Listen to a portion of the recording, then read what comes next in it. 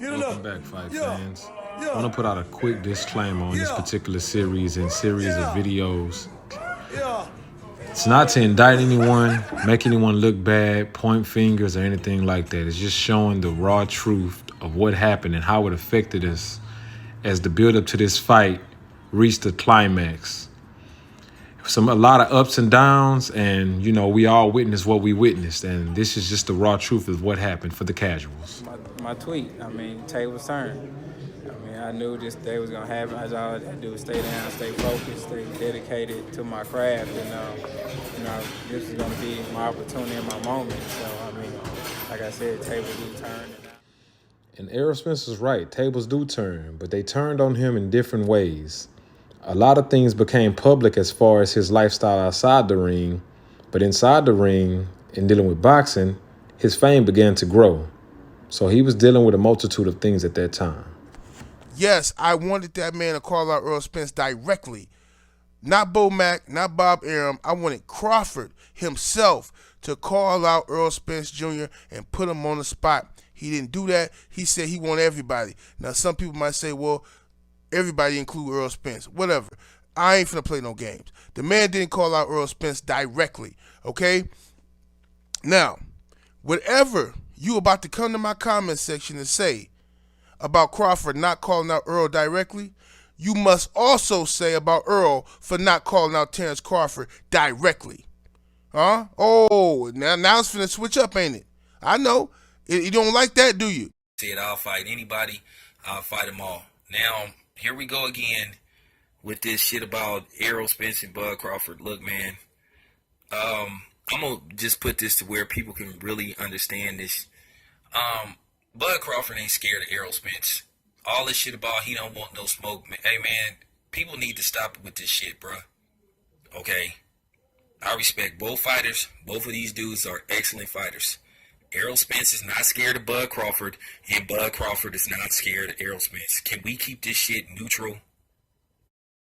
None of you niggas on here to pull up Terence Crawford resume compared to Errol Spence because it ain't even close to me. Yeah, Terence Crawford done been around longer. He done went up 3 weight divisions. But him going up them 3 weight divisions and looking at that record, I'm just saying though. I want you niggas on here talking about he the A-side. How can a nigga be an A-side if a nigga is begging for a goddamn fight? I ain't back in there in the talks of being elite welterweights, and he'll be ready to fight me. He'll gain a little bit extra more confidence and be ready to fight me. Terence Crawford, knockout over Benavidez. Yeah. What were your impressions of that? It was a good knockout. He was getting caught a lot. He was getting hit a lot. And the guy he fought, had a banged up knee, and he couldn't. If you look at the fight, he couldn't even go forward, or he couldn't really go backwards. He couldn't really shuffle on it either. So, it was a good performance. Were you impressed? Nah, I wasn't impressed. Nah. Because of what you said, or was there other things? It's just other things, but I just wasn't impressed. I feel like if he didn't get that knockout in the 12th round, a lot of people would have been questioning him. So he better be glad he got that knockout. And what did you make of the things that he said after? He really didn't say nothing after. He really just said he wanted to fight every welterweight in the division. He was referring to you. He didn't say my name if he was referring to me. But we know that's the fight. Well, my thing is this: he didn't say my name. Like if you referring to me, say my name. Don't just refer to me. When I refer to fighters, I say Sean Porter, I say Keith Thurman, I say Danny Garcia. I don't just like when I got in the ring with Sean Porter, I said his name and I said I want to fight him. If you refer to somebody, say their name. Began to take a turn in Errol Spence's career when Mikey Garcia stepped up and challenged him. This led boxing fans to wonder, what did Mikey Garcia actually see in Errol Spence? Many alluded to the things outside the ring. When we spoke a while back, you said Errol Spence may party a little too much. Do you think that will play a factor in this fight? Not this fight. I think with this fight, he'll still be able to, just too big to worry about it. The one thing about Errol Spence that I don't like about him is that sometimes he be drunk. I see him drink a little bit. Other than that, I really love him a lot. And that's the only reason why I'll think that if you don't stop, it can catch up with him. Information like this began to make the Errol Spence fan base question him. Some people no longer viewed him as the once perceived golden boy of boxing. He's just confident. He's a true fighter. He's a real fighter. That's what he's supposed to be. It's like a mirror. You know, I see myself in him. I mean, that's how I felt. I've said that too. I've said that, you know, I see a lot of myself in the way he fights. How so? It is almost like, I've said that several times. When I compare in further detail, I also feel that I'm just a little bit better in every little aspect. A little bit better in timing, a little bit better in footwork, a little better in speed, a little bit better here and there. And that's what I believe that will help me overcome his size advantage. So nobody asked for Mikey Garcia. Migos, gang duckers, man, for real, man. I mean, I knew he wasn't gonna fight Errol. And y'all thought I was gonna let this dude slide through the hood without getting hit? Absolutely not. Absolutely not. This is what he does. You know, he's doing all that talk about Terence Crawford, but he ain't make no effort to fight Terence Crawford because he knew it was gonna happen. You know, he's gonna take it to the backyard behind the woodshed and get wore out. Mikey Garcia drag him and take him to church and he school him. Or, you know, he take him 12 and he get beat up for 12 rounds and they give him a draw, or they give it to Mikey Garcia. I won't even complain because Errol Spence is supposed to go in there and decapitate Mikey Garcia. I don't care if he on snack, if he call in, you know, Victor Conti to rub on this secret stuff. I don't care if he call Canelo ped pusher or Billy Joe Saunders ped pusher. Errol Spence, he knew what he was going to when he signed this fight. It's one thing to do is destroy it. And if Mikey Garcia upset Errol Spence, I kind of would be happy, to be honest. No, and I'm going to keep it a buck. I'd be happy. I want all these sucker niggas that's ducking competition to get up. Props all day long, but as soon as we criticize y'all about something, then it's bad. Come on, man. You can't have both ways. He's a funny dude, though. Yeah, but I know your delivery and shit like that, but that's, you know what I'm saying, that's your persona. So you gonna put your persona out there. I mean, that's how you make, you know, your name out of TVA. That's your whole persona. That's, you know, that's how you are. So, I mean, that's just what you do. I mean, just like how your persona is, you know, it's a yin and a yang with, you know, different things and stuff like that. That's true. So, Everybody's different. Yeah, everybody's different. So, I mean, you can't criticize somebody's delivery. They're just like, you know, how Agent Brown might do a press conference and how I might do a press conference. You know, it's just, you know, it's different. So. Is that Mikey Garcia, I truly believe he'll go the distance. If a broken Kell Brook can go 11 rounds, why couldn't Mikey go 12? If a C-level Lamont Peterson could go 7, why couldn't Mikey go 12? And this all leads back to one particular thing about Errol Spence Jr. is that he's been overhyped and overpushed and over, you know, dramatized as this killer, this ferocious animal, this guy who has the most powerful shots in boxing. He's a weight bully at 147 pounds, and he needs body work to wear down his opponent and stop him. He's not the guy you think he is. He doesn't have Floyd Mayweather's skills or ability. Errol Spence Jr. is a very good fighter, an entertaining fighter. I like Errol Spence Jr., but he's not the elite overall fighter that people make him out to be. He's just... This is actually a live recording from the Errol Spence versus Mikey Garcia bout. Me and some of the guys took the trip to Dallas, Texas and watched him put on a clinic. Errol Spence will go on to pretty much shut out Mikey Garcia in a boxing clinic. A lot of people say that Mikey Garcia was the reason for the large crowd, but that was completely a lie. I seen a lot of Hispanic fans at the fight, and majority of them had Errol Spence attire on. Everything else is pretty much history. Errol Spence put on a clinic in dominant fashion, and of course his critics moved the goalposts. That was really what this came down to. And that's why we called it a 50-50 fight from the very beginning, because we knew that the only way that Errol Spence Jr. would truly win was because his size advantage. And now he was unable to stop Mikey Garcia, but he did box beautifully. He had better skills than I thought he ever had. And I have to give Errol Spence Jr. full credit for that and having those skills. It ain't nothing serious. The brother was just pointing it out. Shout out to my brother, Tyrone Robertson.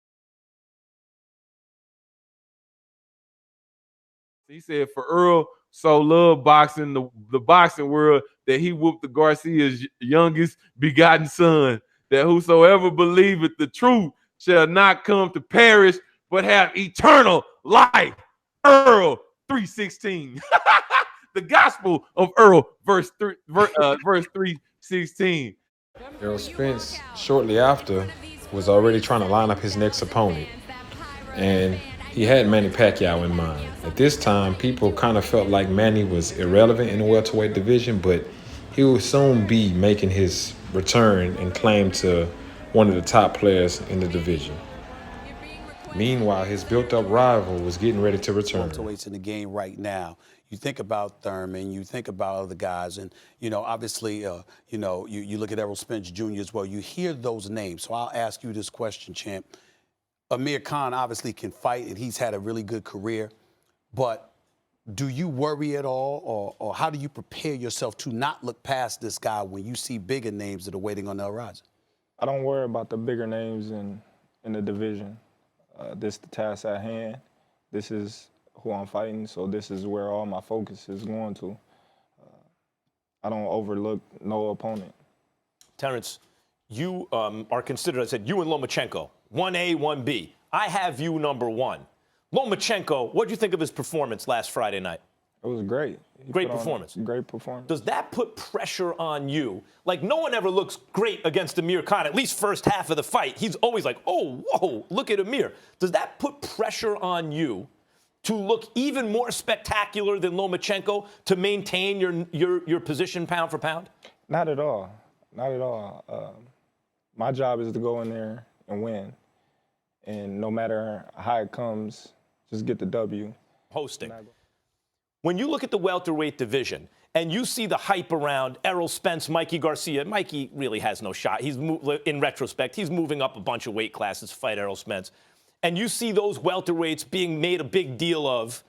How do you feel about that? You're considered better pound for pound, but they get a lot of kind of hype around them and publicity. How do you feel about that? I don't worry about it. I'm happy for him, you know. Happy he's getting all that attention and everything that he's getting, because that's going to make the fight with me and him much more bigger in the future. Real quick, they're telling me to wrap. Real quick. You're soft-spoken. I mean, you're a mean dude in the ring, but you're soft-spoken. And sometimes some of the fighters who get more publicity have big personalities. Adrian Bronner followed Mayweather. He was supposed to be the next big thing because he talked big and didn't pan out the way you have. How do you feel about that, the way fighters are marketed and how they're expected to be outside the ring? Well, I'm me. I'm not going to change for nobody. I'm not going to act like I'm somebody that I'm not. What you see is what you get with me. So be it. Either you like it, love it, or you hate it. What should have been a coming out party for Terence Crawford versus his then opponent Amir Khan turned out to be something that nobody quite expected. While Bud showed promising power and skills, his opponent didn't show too much will to actually fight back, making it a lackluster performance for both of the guys. Of course, the detractors and his rival will be waiting in the wing with things to say. Which Amir Khan got put down in the first round, but he was dominating every single round afterwards. I had Amir Khan winning the second round, the third round, the fourth, and he was winning the fifth. And Terence Crawford got desperate. He got desperate, and he was looking for a way out. And as everybody can see, even Ray Charles could see, he took the easy way out. He took the vicious, dirty way out, like Ric Flair would do, Triple H with grabbing the sledgehammer, and he proceeded to hit Amir Khan in his nuts. I mean, Ray Charles could see it. Anybody with a pair of eyeglasses or a pair of eyes can see that shit, man. He took the easy way out, and he flagrant fouled Amir Khan in his nuts. No other way to say it. And Errol Spence reacted. At the time that before the stoppage was happening, and I was looking over there in disbelief, and they called the fight. So, Terence, why do you think he quit? Because the shot that you hit him with, it was low, but it doesn't look like anything to anybody that was watching the fight. Didn't look like it hit him right in the button, if you know what I'm saying. Anything that would stop a fight. I've been watching boxing for a long, long time. It looked like he looked back at his coach, and they decided for some reason they didn't want to be in the fight anymore. Why? I feel like I was coming on stronger, and I was touching them to the body, I was touching them to the head, and I was physically, mentally breaking them down. Cowboys Stadium, and you were not afraid. Sean was on the show. You were not afraid to call him out, saying he'd been ducking you. Is he ducking you anymore? The contract's signed now. Dating venue still to be decided, but it's definitely going to happen. Sean, I know your answer to this, but were you really ducking him? Now, I think everybody out there knows that I wasn't ducking Errol. Errol knows I wasn't ducking him. He knows it's just a matter of time, as I have said before, and that time is coming real soon. Most You hear the recent comments Roy Jones made? About what? No. He said. What did he say? Well, he said that you ain't really proved nothing yet. That's cool. When you fought Kell Brook, his eye socket was messed up. I messed the other eye socket up. He don't know what he's talking about. And then he said that you didn't impress him against Mikey Garcia. That's cool. He said, yeah, that's what he said. Nah, you know, I mean, at the end of the day, you know, he still, you know, he was an HBO dude, so, and you know, he used to rock with Terence Crawford real heavy. We probably still do. So, and then he'll build that session back. That's cool. I mean, I never look for his, you know what I'm saying, his approval anyway, so it really don't matter what he talking about. I'm gonna be Porter, then beat Keith and Pacquiao, then I'm gonna wash his boy too, Bud. So I really don't care what he talking about. What did you think of Bo Mack saying he streamed your fight? Did you hear that? Oh yeah, he said that. I don't care. I mean, it's cool. Then we bought Terence fight, didn't we? Yeah, we bought this fight. Yeah, I bought Terence Crawford fight. You know, I support black people, man. I bought this fight. He can stream mine all he want. But, you know, I support him. I bought this fight. Closing this out, Errol, I just want to get your response to Timothy Bradley saying that you're avoiding Terence Crawford, that everybody on the PBC side is avoiding Terence Crawford. What's your response to what he said over the weekend in an interview? I mean, how am I avoiding him if I'm fighting in a unification fight with Sean Porter? I mean, a top 5 welterweight. So, I mean, last time I remember, the WBC ordered me and him to fight each other, and, you know, he didn't take the fight. So, I mean, nobody's avoiding Terence Crawford. You know, there's big fish on this side, too, that, you know, I got to fry. So, I mean, once I get rid of Pacquiao and Sean Porter, then we can, you know, sit down and talk about Terence Crawford. But nobody's avoiding him. Like I said, I'm going to get these belts over here, then I'm going to come take Terence Crawford belt because I said I'm going to be undisputed welterweight champion of the world. So, this wrinkle in the story, the Manny Pacquiao effect. One at welterweight. See, me personally, I always believe in to be the man, you got to beat the man. And Spence is not the man at 147. Who's the man? Keith Thurman. Based on resume. With that being said, Manny Pacquiao made sure he was going to come and step on everybody's toes, asserting himself as not just a name, but a big player in the game once again.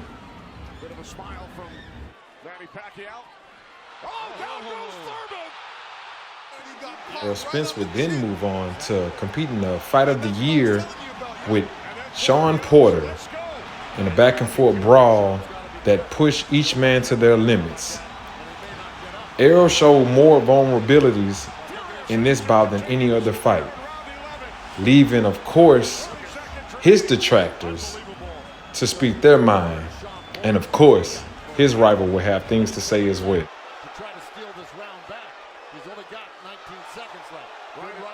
As soon as he got up, he said, let's go.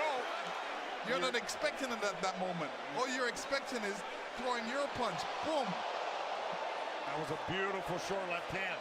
But while Sean was starting to throw that left hook, 111 in favor of the winner. He is now the WBC and the IBF welterweight unified champion of the world, Errol Spence Jr.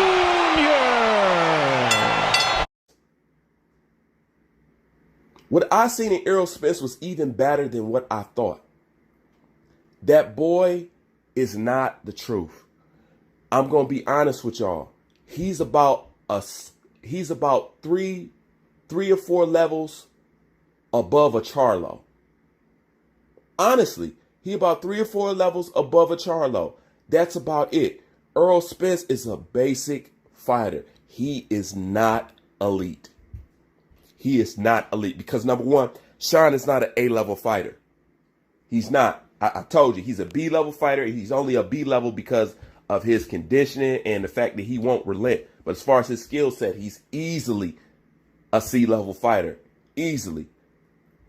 And Errol Spence went life or death with this guy on this because you Errol. Oh, shout out to IBFP, bro. If that's what your Raw channel's going to be like, sign me up. He went off on you fanboys yesterday. I can tell you was drinking too. Everybody say, oh, well, he don't even have a title yet. And now that I got a title, now there's another excuse. So it seems like it's excuses after excuses after excuses. Now he's not worried about me. I honestly believe, you know, when it comes down to him, and deep down in his heart, he know what he's up against when he go up against me. Do you think he's protecting himself and protecting his record, protecting that 0, and that's why he doesn't want to step in there because he knows what type of fighter you are? A little bit that has something to do with a little bit, but at the same time, I just think, like, you know, he thinking the big picture. Like, if I take a chance like this, I need to be getting paid as much money as possible, just in case if I lose. You know, he's talking about he want to fight this guy and fight this guy, so he's going to be the A side, you know. He don't want a 50-50 fight. Well, that just lets you know right now he's not 100% confident in his own abilities. You know, he can say what he wants. The casual fans can say what they want. But me, you know, if I'm confident in my abilities, I'm like, okay, we can do it. You know, it don't matter if it's 50-50 or not. I know I'm going to win, so I don't have nothing to lose.